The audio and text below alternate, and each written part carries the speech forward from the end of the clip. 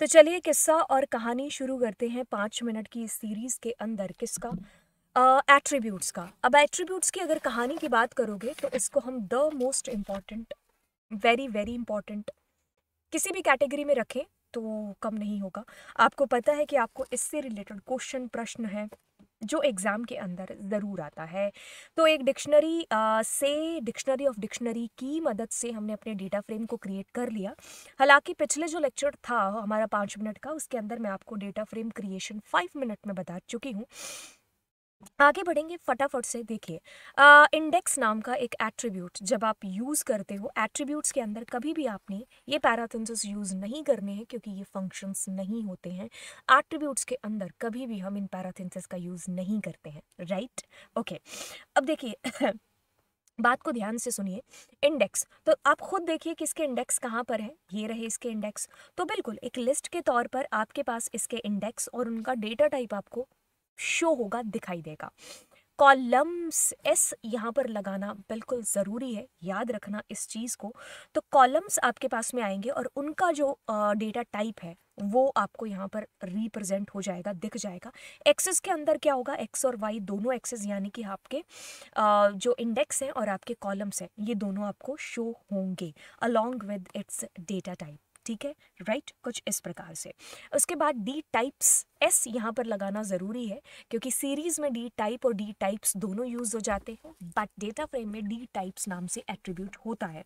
तो उसमें क्या होता है कि हर एक इंडिविजुअल जो हमारा यहाँ पर जो एक कॉलम है, ठीक है, उसके अंदर क्या क्या डेटा टाइप की चीज़ें हैं, तो सब में ऑब्जेक्ट टाइप की है। ठीक है, ये हमारा यहाँ पर इससे आउटपुट है जो बेसिकली डिस्प्ले होगा। साइज से हमें क्या पता चलता है, तो ध्यान से सुनिए, इसमें कितनी रो कितनी है।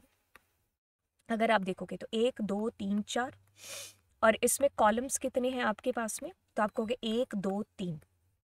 तो आप क्या करोगे, 4 × 3, तो यानी कि आपके पास इस प्रकार से total number of item display होती हैं, यानी कि इसका साइज है वो क्या है, 12 है। शेप की बात करेंगे तो शेप में हमेशा जो आंसर आएगा वो आपको एक ट्यूपल में ही आंसर है जो डिस्प्ले होगा।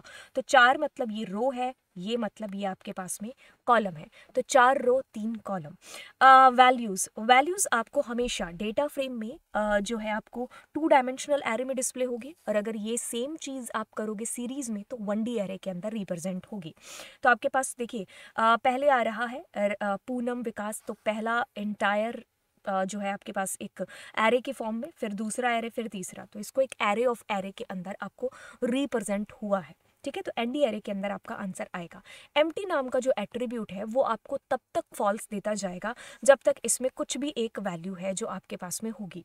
तो मतलब कहने का, अगर आपका पूरा का पूरा डेटा फ्रेम खाली है तो ही तो आपको क्या होगा, ट्रू यहाँ पर आंसर डिस्प्ले होगा। अदरवाइज आपको यहाँ पर जो है फॉल्स दिखता रहेगा। तो इसमें अगर एक भी वैल्यू होती है तो ये आपको क्या करेगा, फॉल्स आंसर करेगा। बट अगर entire data frame that is empty, तभी आपको ये ट्रू आंसर करके देगा। एंड डिम में हमेशा डेटा फ्रेम में 2 आंसर आएगा बिकॉज डेटा फ्रेम हमारा 2 डायमेंशनल है। टी फॉर ट्रांसपोज, इसमें क्या चीज़ डिस्प्ले होती है, ध्यान से सुनिए कि जो आप लोगों के कॉलम्स थे वो आपकी रो बन गई और जो आपकी रो थी वो आपके कॉलम बन गए। तो बस यही एक इसका यूज़ है बेसिकली। ठीक है, अब जे जो एम्प्टी वाला था ना, इसको मैं आपको यहाँ पर रन करके बता देती हूँ।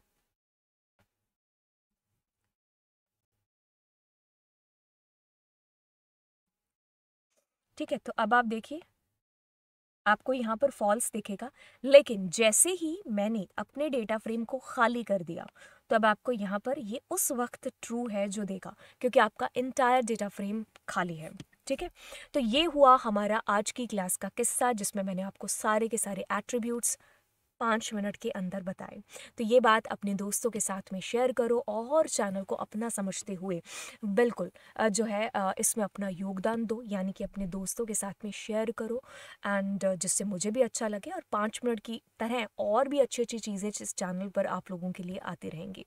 ठीक है, तो चलिए फिर मिलते हैं अगले लेक्चर में। Bye bye.